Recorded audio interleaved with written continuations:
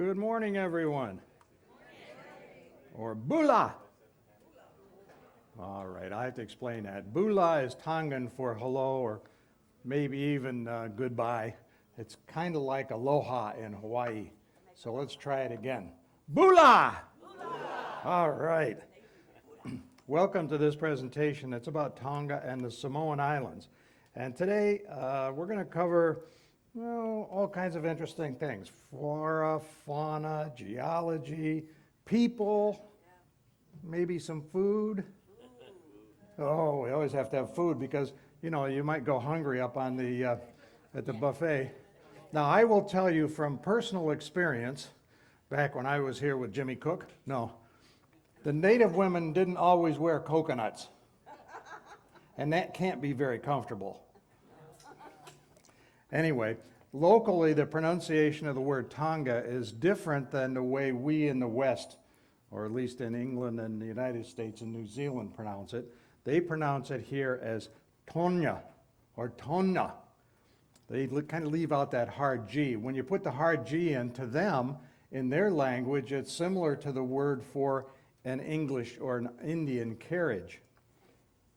So, because I'm not a native speaking Polynesian, Tongan, Samoan, etc., I may mispronounce a few of their words, particularly the ones that have 20 or 30 vowels and only a couple of...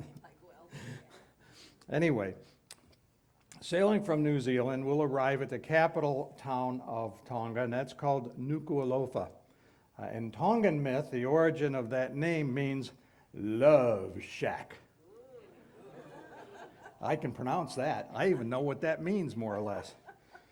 The Kingdom of Tonga and the Samoan Islands share very much in their plant and animal life, and even to a certain extent the people. And I'm going to point out some of that today as we want to enhance your visit to these places. They're really pretty remarkable when you think about where they are. One of the main birds to watch for on the island is the shining red parrot. Isn't that a delightful name? Shining red parrot. They're really endemic to Fiji, but they were introduced several years ago, probably several decades ago, to Tonga. It's a medium-sized parrot. It's about 45 centimeters or maybe about 18 inches long. Has a long tail and very bright plumage. The head, breast, and belly of this bird are covered in bright crimson red. The back is generally green, and the wings are green, and they also have some blue on the tail and the wings. The red shining parrot is commonly found in forest. It's a forest species, but it's recently taken to entering gardens and agricultural lands where it's become one of the favorites of the farmers because that's where they eat the seeds and the fruit. They normally can be found, though, in forest, and on the islands out in the plantations, you can sometimes see them in the trees or on fence posts and so on. The birds are generally solitary, but sometimes during certain seasons, you may see them in pairs. I wonder what that's all about. Love shack.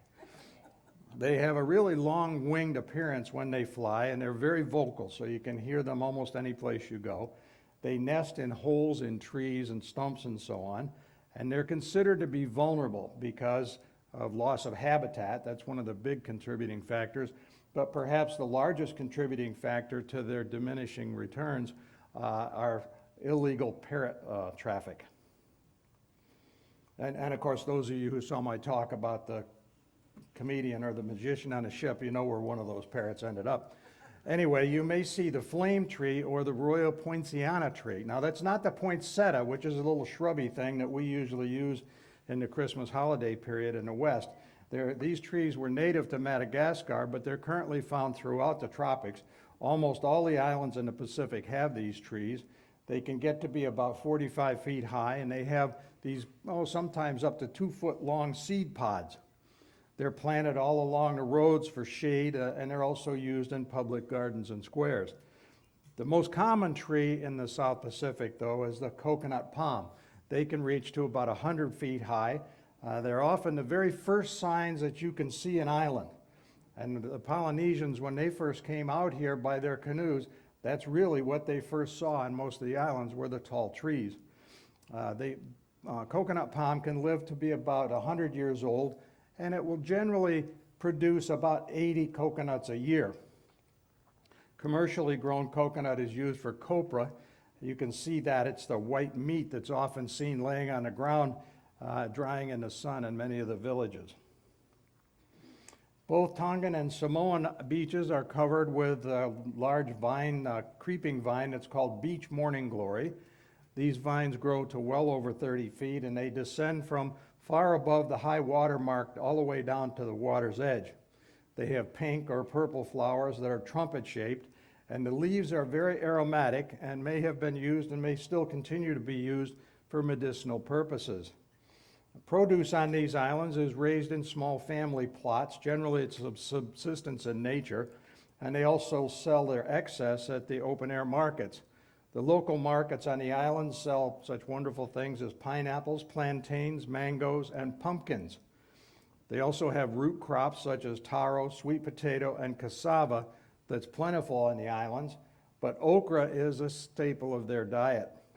Vanilla and coffee are also locally grown, and here, as well as in several other places, including Tahiti, Madagascar, Sri Lanka, and so on, it's the best vanilla in the world. Kava is a spiny, shrubby thing that has little rough leaves, and it reaches a height of about 9 feet. It's found all along the roadways in the countryside. The kava plant takes about 4 years to be mature enough to be consumed. Now, kava drink has been a part of the Pacific Islander culture for many, many generations. Why? Because it's a mild narcotic. Usually consumed as a beverage, but it may also be chewed. And I'm going to describe it to you so you can decide whether you would like to try some. It kind of tastes like muddy water. It also produces a numbness in your lips and tongue, so it'll be like coming out of the dentist when you talk like that all the time. And it can be somewhat intoxicating. Sometimes the islanders may just occasionally drink it to excess. To make the drink, they take dried roots from the plant. I'm not sure how much they wash them, but they take the dried roots and they grind it into a fine powder and then mix it with water. They filter that through a cloth that's probably used 30 or 40 times, and then they serve it from a large communal wooden bowl. Originally, it was a drink just for chiefs, but today kava is considered a social drink. They have a small communal bowl. It's about the size of a medium-sized soup bowl. And whoever's serving this will dip that soup bowl into this wonderful brown liquid, the muddy water, so to speak, and then they pass that bowl around hand to hand around the room, with each person taking a sip out of that little bowl and then passing it to the next. Very hygienic. Then they come back to the first place and he dips out another thing and they pass it around again. Now, when you go to the markets in these places, you may see men sitting around in the end of the marketplace drinking kava from this communal bowl. Where are the women? They're all at work. In most of the island cultures, kava is not consumed by women, but they may serve it. It is drunk by young boys, maybe as young as 12, so they get a good head start on adulthood. It's used as a drink at political and social events, and it may also be used as a peace offering between quarreling groups. If you drink enough of this stuff, you can't fight. The original inhabitants of Tonga and Samoa were called the Lapita people. They got that name from a site that was actually over in New Caledonia where their distinctive pottery was originally found. That settlement and the pottery shards there dated from about 800 BCE. Lapita was an ancient society that's believed to be the common ancestor of several of the Pacific cultures. More than 200 Lapita sites have been uncovered, ranging from Melanesia to Fiji to Tonga and on to Samoa. This is a drawing of a Lapita face design that's found on some of their pottery. A common motif is the stylized eyes and nose of a human or even an animal face, and the designs may have been a source, if you will, for the ancestral basis of island tattoos. Tonga means south in Samoan and Tahitian natives languages, and they believe that the people came here from the north. That could have been as early as 1000 BCE, but people aren't really sure about the start date. Early customs required Tongan kings to marry Samoan women. That was to keep the bloodline strong. They used mats to exchange at marriages, and they also used those for other occasions. The women raised the children, gathered shellfish on the reef, and made bark cloth mats. A man could not divorce his wife without a public hearing. But either she or her family could just dismiss the man without any formality. Just go away, leave me alone. But if he was wealthy or came from a powerful family, then they might have to have a hearing. Now, before the Europeans arrived, women didn't cook. That was hard work. The work was done over earthen ovens, and it was done almost exclusively by men. The women also did no work out in the fields because it was hot and it was hard work. Susie wants to move here. She thinks this is great. A site that is important in the history of Tonga is the Langi tombs. They're located on the east side of the island, and the tombs may have been the burial place for Tongan royalty from beginning about 1893. It's a terrace site that today has some 30 royal burials, and the tradition has it that the massive tombstones, these great big slabs that you see in the front and some of the others, came from Wallis Island. That's hundreds of miles further to the north. Now, another historical site that's near some of those tombs is the Trilithon that was built sometime around 1200 in the Common Era or AD, and it's called the Stonehenge of the Pacific. Of course, it's not quite as big, it doesn't have quite as many stones, but it's very impressive. There are two 16-foot high upright stones that you can see here, and they're linked by a 19-foot long cross piece that's also made of stone. And these coral blocks each weigh about 40 tons. So it was a pretty heavy undertaking, and there's no evidence to tell people how the stones were moved from their sources or how they were lifted into place. Natives had a vague kind of overriding sense of a supreme God. They believed in worshiping ancestral spirits and in demonic possession. Early Tongans thought that through using potions that a person could become any animal he or she wanted to be in their next life, or even after death.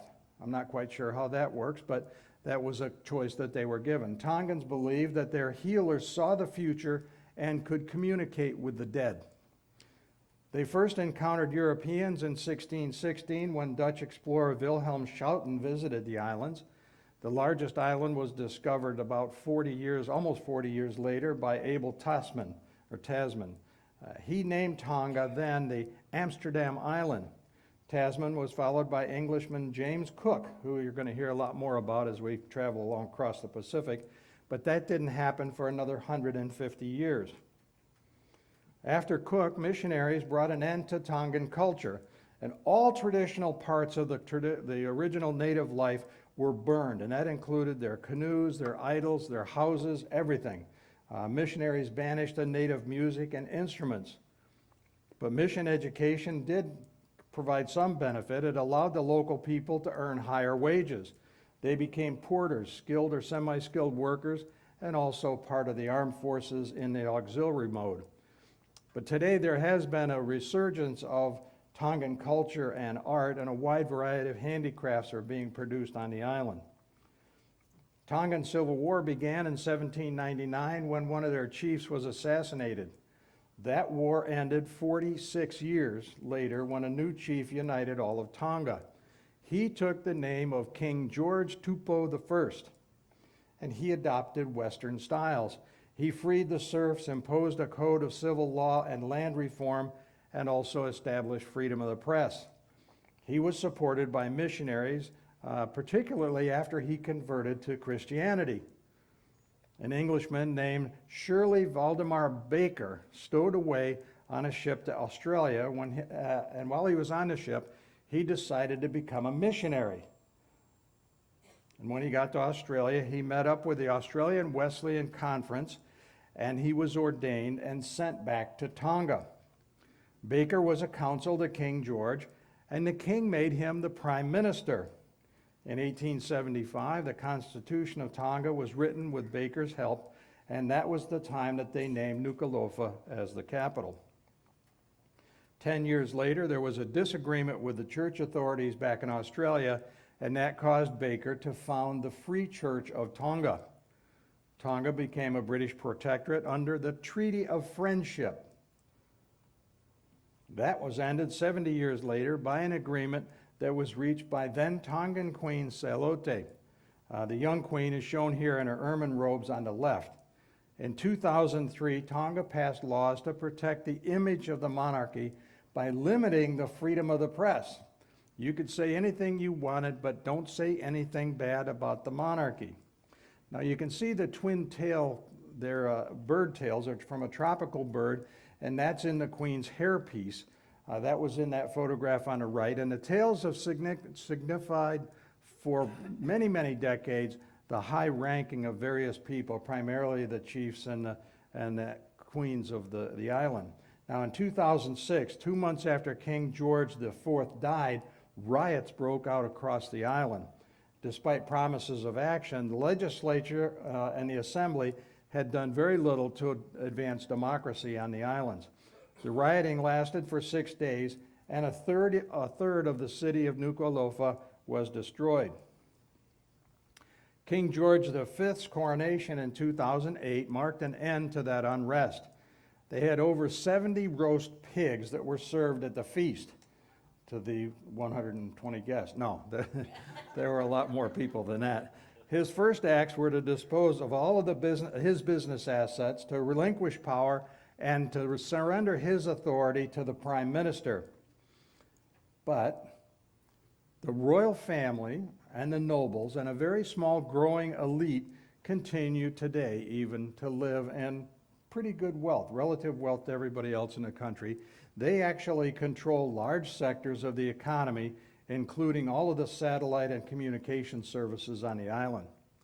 Today, 3/4 of Tonga's 100,000 citizens live on the main island, and most people engage just in subsistence food production.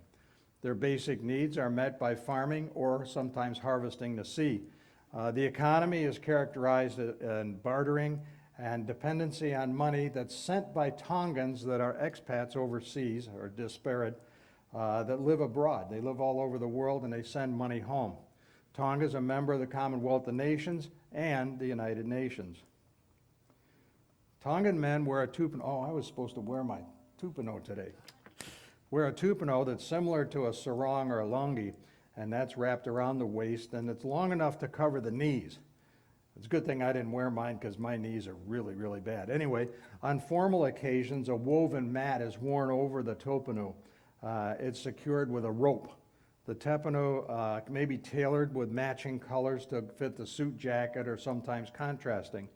Local men go shirtless when they're working out on the farms and out in the countryside, but by law, shirts must be worn in the cities.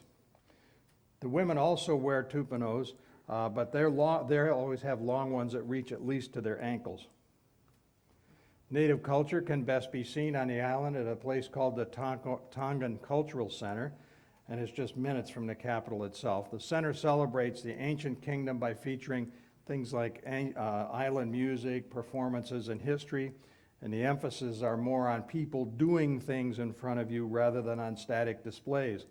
Now at the Cultural Center, they have a Tongan feast with traditional dancing and native food that's available. And pigs that are highly prized in Tonga are cooked in earth ovens with fish and other root crops. So if you want to get immersed a little bit into their culture and their background, that's a good place to do it. The center's museum contains items of historical importance to the islands themselves. They have, among other things, the delightful war clubs. They were considered early on to be gods by the warriors. The clubs were given names that translated into things like sleep not in ease, once struck, the battle is won, and the ever popular bone severer. The Laka Laka is a national dance of Tonga.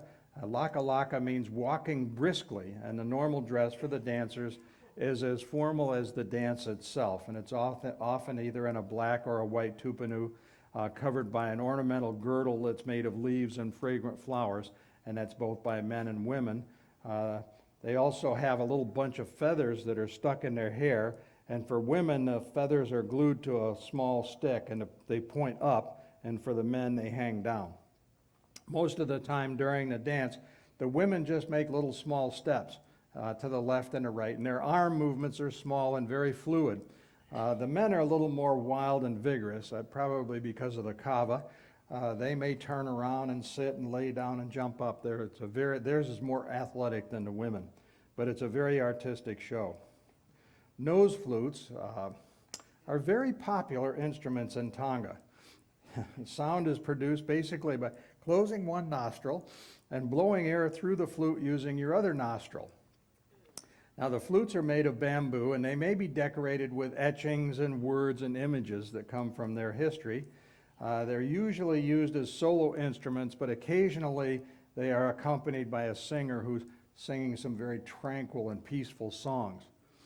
Now, in the early days, the flutes were used to soothe the nobility, thus allowing them to sleep with pleasant dreams.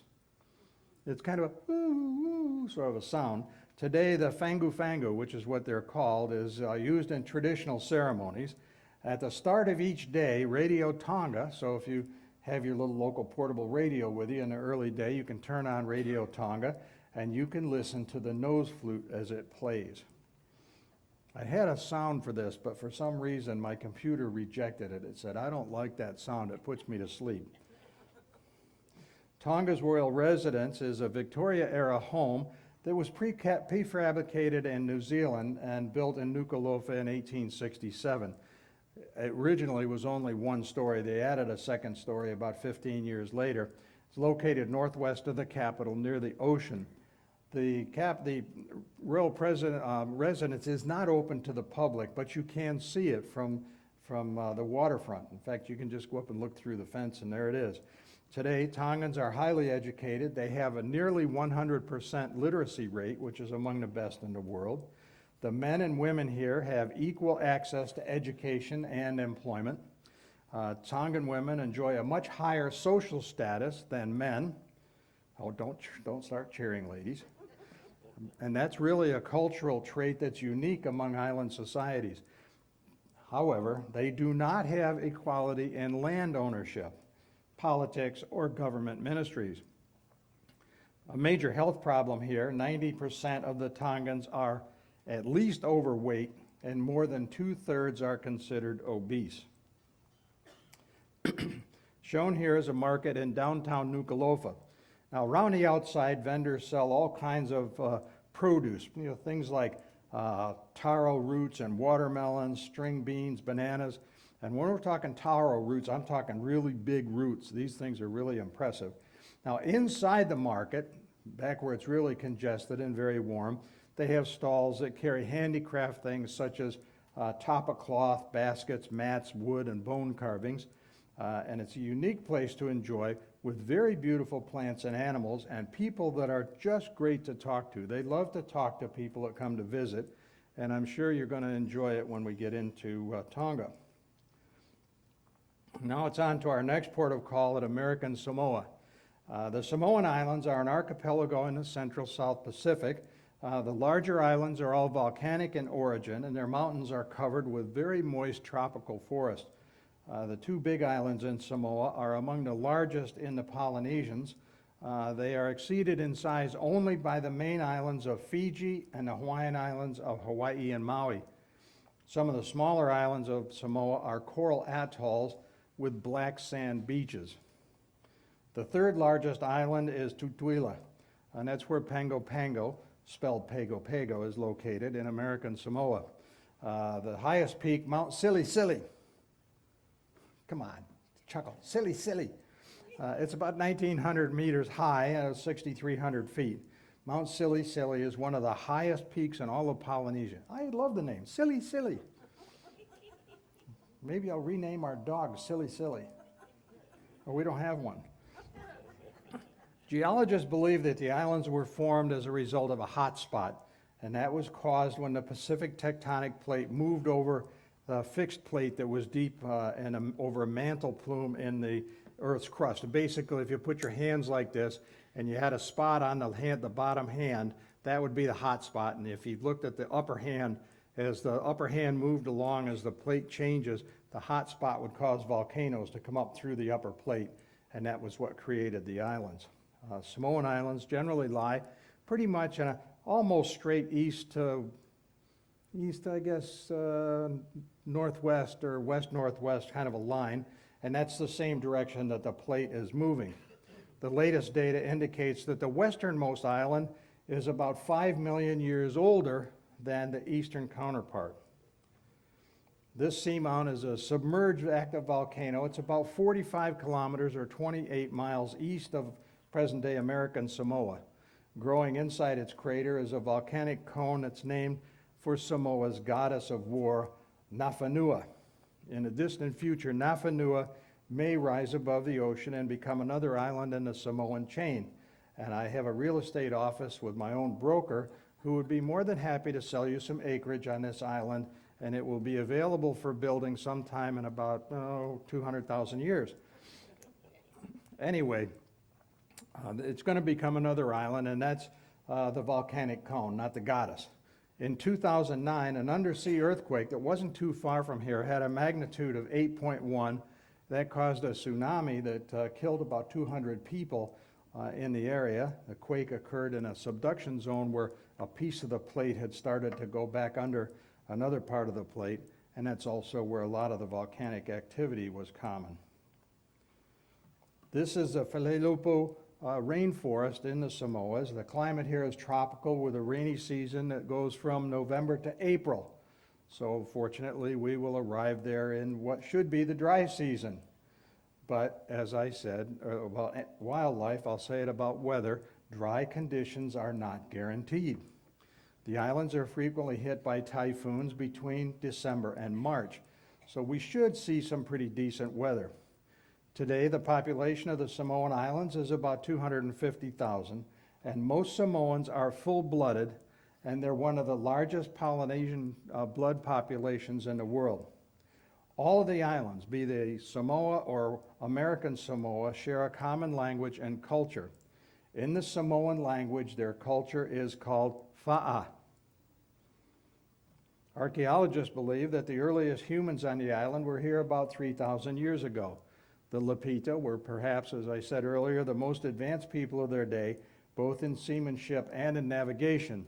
Remember, these people covered vast distances in the open Pacific in small outrigger canoes, and they were able to migrate from island to island successfully. They reached out and found islands separated by hundreds of miles in open ocean, and they were the ancestors of the Polynesians who populated islands from Hawaii to Easter Island and perhaps all the way back to Indonesia.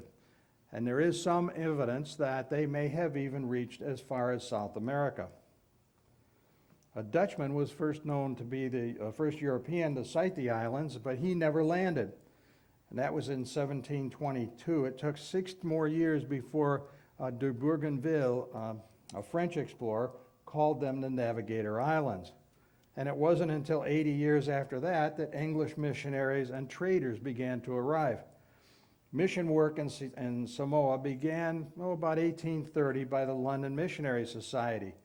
They reported that, quote, the Samoans were known to engage in head hunting, a ritual of war in which a warrior took the head of his slain opponent to give to his leader, thus proving his bravery, unquote.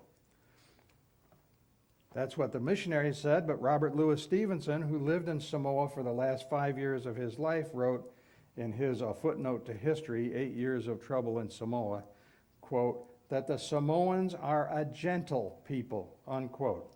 So I guess Stevenson kept his head. Germany, Great Britain, and the United States all had interest in the Samoan Islands, and the 3 nations sent warships to Apia Harbor after an 8-year-long civil war in Samoa. War again between the nations seemed inevitable until a huge storm, a typhoon, blew through and destroyed the fleets. Then the 3 nations decided, well, since we can't fight it out on the water, let's just end hostilities and we'll just partition the island chain. It was called the Tripart Convention of 1899. The two regions were separated by some 64 kilometers, or about 40 miles for those of us that are metrically challenged. The group of islands to the east became a territory of the United States known as American Samoa. A much larger group of western islands became German Samoa. German Empire governed the islands until 1914, and then at the beginning of the First World War, New Zealand expeditionary forces landed. They were unopposed, and they seized control of Samoa from the German authorities. Very early in the New Zealand period, approximately a fifth of the Samoan population died from influenza. The flu was carried to the islands aboard the SS Talune from Auckland, and that was allowed to birth in Western Samoa in breach of quarantine regulations that had been set up, amazingly, by the New Zealanders. Until 1962, New Zealand controlled Samoa as a trusteeship from the League of Nations and even then later from the United Nations. The Samoans resented New Zealand's colonial rule. They blamed the inflation of their currency on the island as well as the early flu epidemic on the misrule by New Zealand. Pretty soon there was a resistance movement that was called the Mau that gained widespread support against that colonial rule. The group is shown here in front of their offices. So it's the Samoa Mau Samau. Their leader called for a peaceful demonstration in downtown Apia in 1929. New Zealand police tried to arrest one of the leaders and a struggle broke out. The officers that were with him began to fire randomly into the crowd. A machine gun was used to disperse the demonstrators and 11 people died, scores were injured. Samoan chief Tamamese was shot from behind and killed while trying to bring calm to the demonstrators. He was yelling, "Peace, Samoa," and it didn't work. The day would come to be known here in Samoa, both in American Samoa and in Western Samoa, or present-day Samoa, as Black Saturday. Western Samoa gained independence on New Year's Day in 1962. They signed a friendship treaty with New Zealand, and 5 years later, the name of the nation was changed to simply Samoa. The people over in American Samoa protested that change because they believed that it diminished their own identity. To this day, and even when we're in American Samoa, if you talk about the people over in Samoa, they will tell you that that's not Samoa, that's Western Samoa, because they still hold a little bit of resentment over that. The division is still very apparent. Samoa is located in the western half of the Navigator Islands, and its capital is Apia. The Samoan currency over there is the tala. American Samoa, situated to the east, is an unincorporated territory of the United States. Its capital is Pago Pago, and its currency is the US dollar. Fa'a Samoa is a phrase that means the Samoan way of life, or the way of their ancestors. The Samoan people resist changes to their traditional way of life, but over hundreds of years they have adopted some customs and cultures from foreign traders, missionaries, and military forces. Central to life in Samoa is the family. Each family is headed by a matai who holds a position of rank and authority. Most of their society is based on social status, and it's only the Polynesian culture where the title is more important than the person who holds it. Status is more important than possessions or wealth.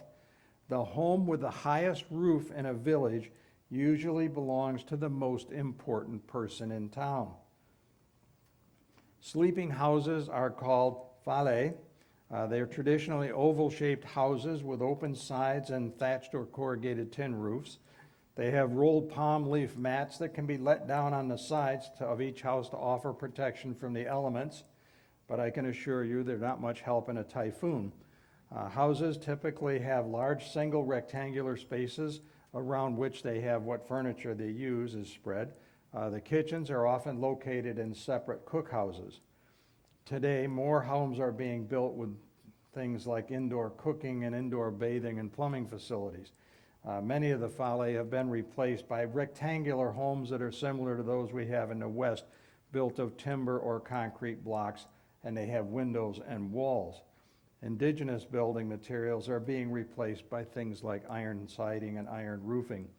Coral lime cement, once used in large public buildings, has been replaced today with concrete and steel. The arrangement of villages outside of the cities has really changed very little. Most villages lie on flat land on the seashore or near riverbanks. Clusters of sleeping houses, cooking houses, and structures that are used for washing are arranged all around a central common area called the Mala'e. Churches, pastoral homes, meeting houses, and guest houses, as well as women's meeting houses, often occupy very prominent positions around the Mala'e. Now, the women do have separate meeting houses, so they don't have to put up with us men. Social customs in the Samoan Islands are not unlike those found in most of the other islands in Polynesia. When you enter a Samoan house, you should always remove your shoes as a sign of respect. And once inside, you should sit cross-legged, for those of you who can get into that position, before addressing the host. It is considered impolite to eat while standing or while outdoors walking around.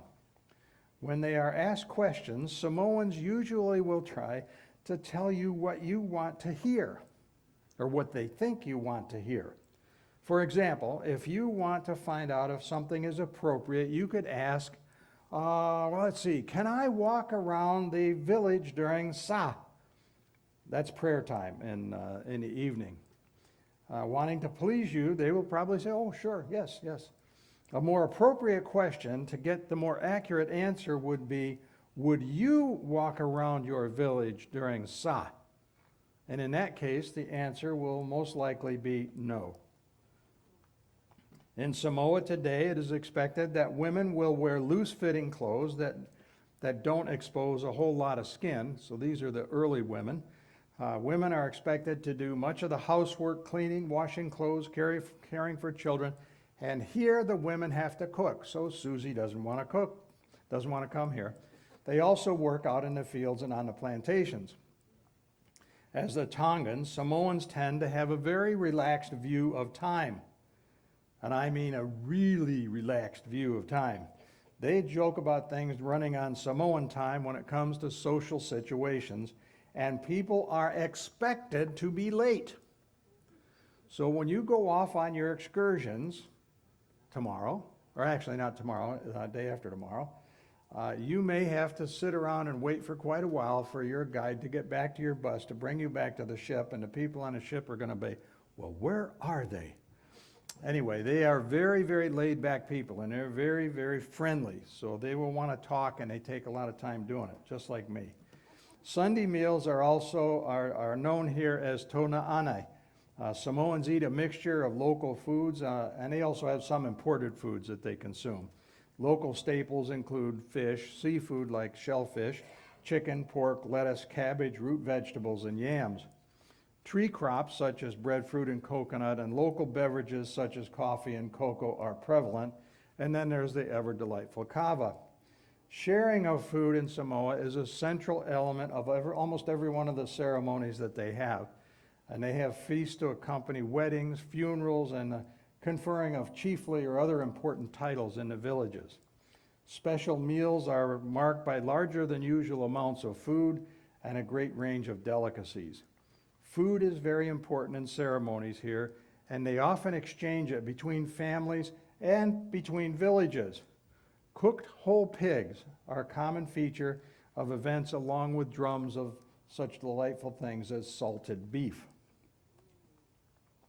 For centuries, mats were woven from leaves of pandanus trees, and they've been the symbol of wealth and prosperity here in Samoa.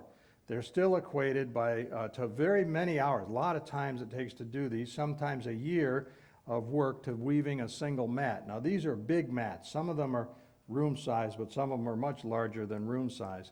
The work in a mat is so highly valued that for many years on the islands, they were used for money in their barter system rather than coins and dollars. Today, the mats are given as gifts at special occasions, and those include, among other things, marriages and to bereaved families during funerals.